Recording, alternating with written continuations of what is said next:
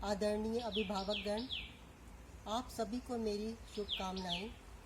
जैसा कि आप सब जानते हैं कि हम इस महामारी के समय बहुत ही कठिन समय से गुजर रहे हैं। तो ऐसे कठिन समय में, महामारी के समय में हम सभी का कर्तव्य बनता है कि हम सब एक दूसरे का सहयोग करें।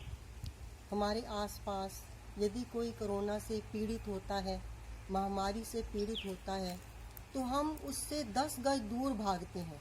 कोई भी पीड़ित की, संक्रमित व्यक्ति की सहायता के लिए आगे नहीं आता। इवन उसके परिवार वाले भी परेशान हो जाते हैं।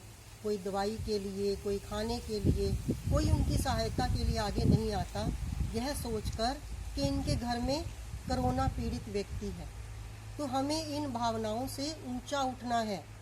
जो मुसीबत हमारे आस पड़ोस में है, हो सकता है वही मुसीबत हमारे साथ भी आ जाए, हमारे घर में भी आ जाए। तो हम सभी को थोड़ा एक दूसरे की सहायता करनी है, एक दूसरे का साथ देना है।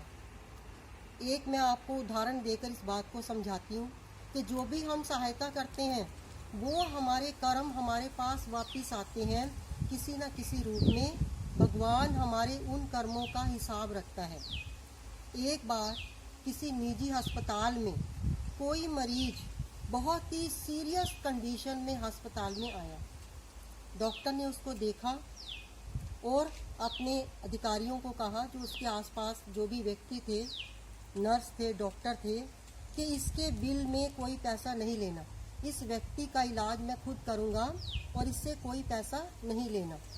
आईसीयू में उस व्यक्ति को रखा गया। उसका डॉक्टर ने खुद इलाज किया। 15 दिन तक उसको अपनी निगरानी में रखा और ठीक होने के बाद जब वो थोड़ा सा ठीक हो गया तो उसके टेबल पर बिल आ गया 1.5 लाख का। अब मरीज हक्का बक्का रह गया कि मैं इस पैसे को कैसे दूंगा, जबकि डॉक्टर ने आदेश दिया था कि इस व्यक्ति से, इस मरीज के घर वालों से या इस मरीज से कोई पैसा नहीं लेना। अब 15 दिन होने के बाद मरीज को थोड़ी घबराहट हो रही थी।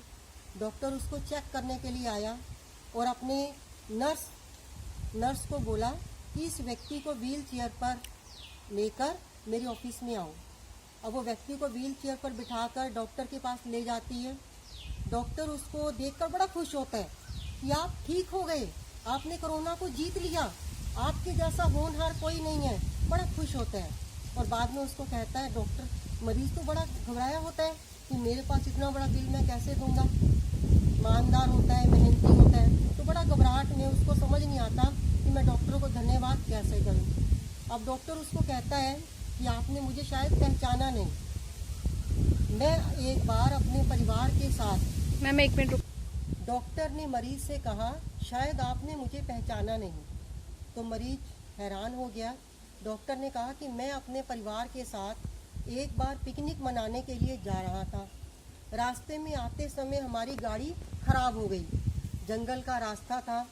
सारे बच्चे, वाइफ बड़े परेशान हो गए कि हम कैसे जाएंगे, क्योंकि रास्ते में कोई इंजीनियर की कोई ठीक होने वाली दुकान ही नहीं थी जो गाड़ी को ठीक कर सके। जैसे ही नर्स मरीज को लेकर डॉक्टर के पास पहुंचती है तो मरीज को देखकर डॉक्टर कहता है कि शायद आपने मुझे पहचाना नहीं। एक बार मैं अपने परिवार के साथ पिकनिक मनाने के लिए जा रहा था। शाम को आते समय हमारी गाड़ी खराब हो गई। हम लोग बड़े परेशान हो रहे थे कि रात होती जा रही है और हम रास्ते में जंगली इलाका है, रात कहाँ बिताएंगे। और भगवान को याद कर रहे थे कि रात को कोई जंगली जानवर हमें खा गया तो। इतने में ही आप आए। पता नहीं भगवान की कृपा से आप स्कूटर पर आ रहे थे उस रास्ते से। मैंने आपको अपनी प्रॉब्लम बताई तो आपने कुछ सामान निकाला और हमारी कार को ठीक कर दिया। उस समय मुझे ऐसे लगा कि जैसे भगवान ही मेरे सामने आ गया है। तो जब मैंने आपको पैसे के लिए कहा कि कुछ पैसे ले लो, तो आपने कहा कि मैं ज़रूरतमंद लोगों से पैसे नहीं लेता, मुसीबत में पड़े हुए लोगों से पैसे कभी नहीं लेता। तो ये बात मैंने भी गांठ बांध ली और आज मैं इतना बड़ा अस्पताल चला रहा हूँ सिर्फ आपकी इस सीख से कि पैसे तो सबके पास होते हैं, लेकिन जो ईमानदारी से मेहनत करता है उससे पैसे नहीं लेने चाहिए। जो ज़्यादा ज़रूरतमंद होता है, चाहे हमारे पास कितना पैसा हो, उससे पैसा नहीं लेना चाहिए। तो आज मैं इतने बड़े हॉस्पिटल का मालिक हूँ सिर्फ आपकी सीख की वजह से, जो आपने मेरी उस समय सहायता की थी, है ना, उस सहायता के बदले आज मैंने आपकी सहायता कर दी। यानी कि भगवान हमारे अच्छे कर्मों का हिसाब रखता है। अब मैं आपको धन्यवाद करता हूँ कि आपने उस समय मेरी सहायता की और आज मैं इस कंडीशन में हूँ कि मैं आपकी सहायता कर सकता हूँ। आप मेरी मेहनत से, आप मेरी सेवा से ठीक हो गए।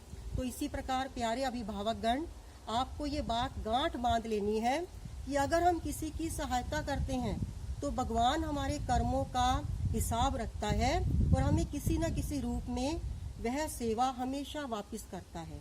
अपने आसपास किसी कोरोना रोगी से नफरत ना करें, सहायता करें और सेफ रहें, सुरक्षित रहें।